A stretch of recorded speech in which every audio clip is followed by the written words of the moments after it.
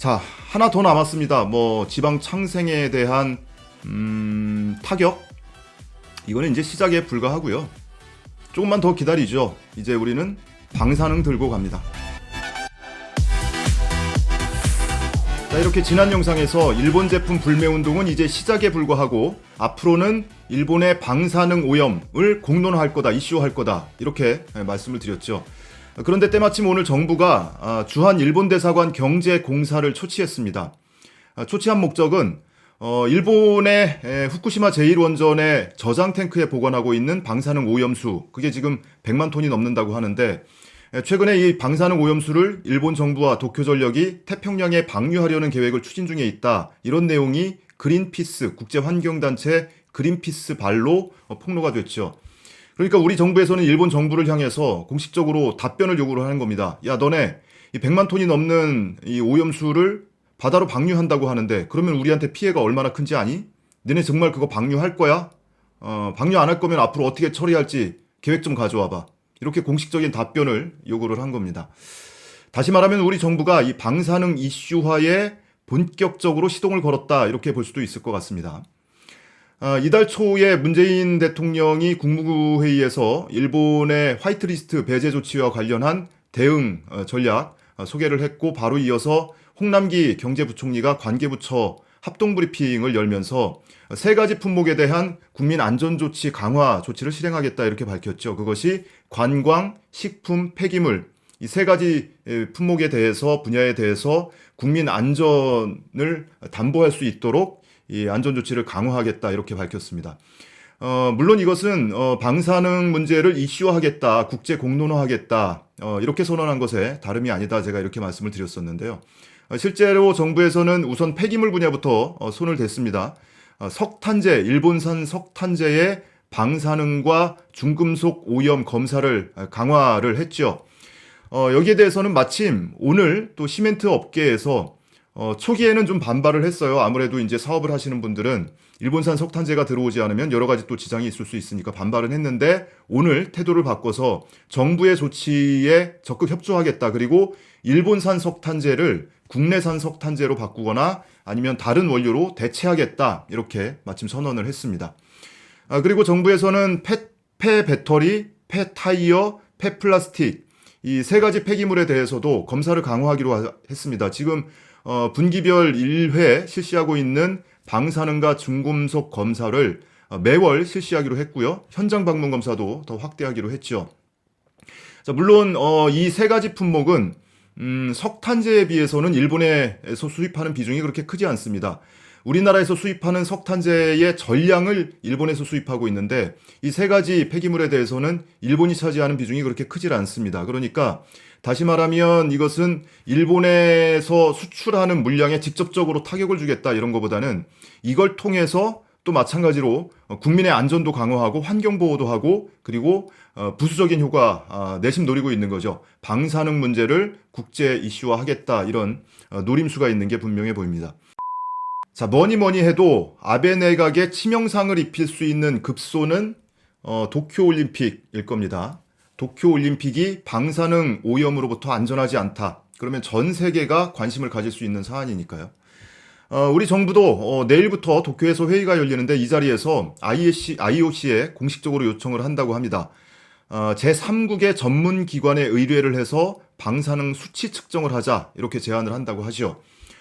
이와 함께 일본 정부가, 그리고 일본 도쿄올림픽위원회가 후쿠시마산 농수산물을 선수촌에 제공하겠다라는 방침을 밝힌 것과 관련해서 우리 정부는 최대한 우리 농산물로 선수촌에 음식을 제공할 수 있도록 도쿄 현지에 급식 지원센터를 설립하는 방안도 지금 검토 중에 있다는 소식이 들려오고 있습니다. 자, 물론 우리가 급식 지원센터를 열어서 특식으로 우리 농산물로 만든 음식을 제공한다고는 하지만 전량을 다 막지는 못할 겁니다. 하지만 이것 역시도 우리 정부가 노리는 거는 이를 통해서, 그리고 이런 소식이 알려지면 알려질수록 세계 다른 나라에서도 일본의 방사능 오염, 그리고 일본 농수산물의 방사능 오염에 관해서 관심을 가질 수밖에 없기 때문에 이것 역시도 일본의 방사능을 이슈화하는데 한 소재로 활용하고 있다, 이렇게 볼 수 있을 것 같습니다. 실제로 해외 언론에서도 이 부분에 대해서 슬슬 주목을 하기 시작했습니다. 미국, 영국, 호주, 브라질 등등 다른 나라 언론에도 계속 이어서 보도가 되고 있는데요. 미국의 LA 타임즈에서는 2020년 하계 올림픽으로 후쿠시마가 핵 재앙으로부터 벗어날 수 있을까? 이런 제목을 달고 기사를 냈습니다. 특히 이 기사 내용 중에 주목할 만한 부분, 눈에 띄는 부분은 존스 홉킨스대 교수 조나단 링크스의 인터뷰를 실었는데요. 이 링크스 교수가 한 발언 중에는 올림픽 기간 동안에 이 지역에 방문하는 선수와 코치의 암 위험이 매일매일 높아질 거다. 이렇게 경고를 보내기도 했습니다. 뿐만 아니라 미국의 더 네이션지도 후쿠시마는 올림픽에 안전한가? 이렇게 의문 신호를 보냈고 또 다른 기사에서는 2020년 올림픽은 재난이 될 가능성이 높다. 이런 제목으로 또 기사를 내기도 했습니다. 특히 미국 언론들이 주목하고 있는 것은 일본에서는 계속 방사능 수치가 관리 기준, 허용 기준을 벗어나지 않고 있다는 것을 강변하고 있잖아요. 그런데 이 내용을 보도하고 있는 미국 언론에서는 일본 정부가 후쿠시마 원전 사고 2달 뒤에 1밀리시버트였던 방사능 허용 기준을 20배나 올렸다. 그래놓고 그게 허용 기준치 안에 있다고 주장하고 있다. 이런 점을 계속 비꼬고 있습니다. 영국의 데일리 익스프레스도 후쿠시마 경고 방사능 오염수 저장 탱크 2022년 가득 차. 이런 제목도 냈고 그리고 다른 기사에서는 일본 정부가 건강에 위협이 됨에도 불구하고 후쿠시마 주민들에게 도쿄올림픽 전에 빨리 집으로 돌아갈 것을 촉구하고 있다. 이러면서 일본 정부의 행태를 계속 비난하고 있기도 합니다. 그리고 이미 많이 알려진 바와 같이 호주의 시사 프로그램 60분이라는 프로그램에서도 이 방사능 오염 위험을 경고를 하면서 이 도쿄올림픽을 취소해야 되는 것 아니냐 이런 주장을 내보내기도 했지요. 그리고 뭐 브라질 언론에서도 도쿄 한복판에서 열리고 있는 이 올림픽 반대 시위 이런 것들을 꾸준히 보도를 하고 있습니다. IOC에서는 후쿠시마 인근 한 60-70km밖에 떨어져 있지 않다고 하죠.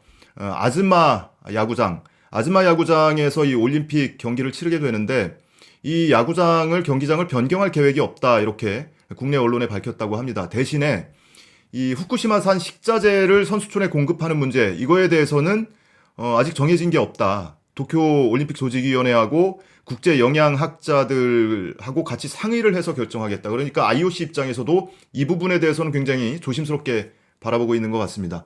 물론 경기장 변경은 지금 계획이 없다고 하지만 그거는 여론이 어떻게 변화하느냐에 따라서 IOC의 입장도 충분히 변할 가능성이 남아있다고 저는 생각을 합니다.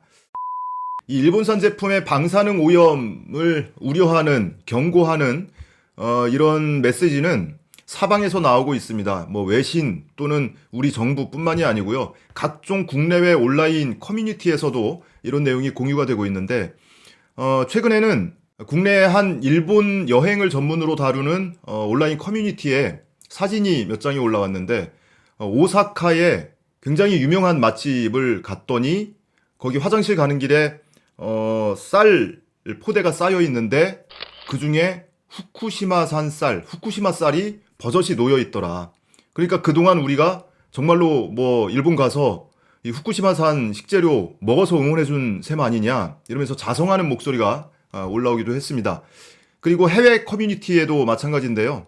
미국 최대의 여성 커뮤니티라고 하는데 이 미스 USA에도 일본산 그릇, 기저귀 그리고 마스카라에서도 방사능이 검출되고 있다. 그러니까 일본 제품은 쓰지 마라. 이런 경고물이 꾸준히 올라오고 있기도 합니다.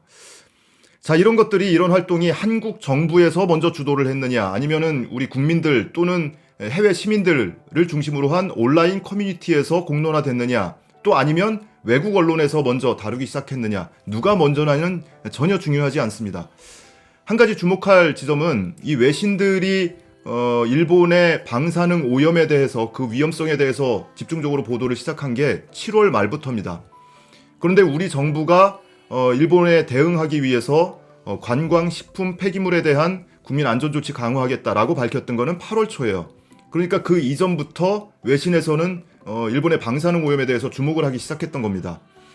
그도 그럴 것이 내년 7월 24일부터 도쿄올림픽이 시작이 됩니다. 그러니까 7월 말부터 도쿄올림픽 개막 1년 전부터 꾸준히 이 얘기를 다루기 시작한 겁니다. 다시 말하면 우리 정부가 어떤 대응 조치를 하느냐에 관계없이 이 외국에서는 이 일본의 방사능 오염에 대해서 도쿄올림픽이 다가오면 다가올수록 더 적극적으로 다루게 될 거고 더 확산이 될 겁니다. 우리는 여기에 중간중간에 기름만 살짝 부어주면 된다.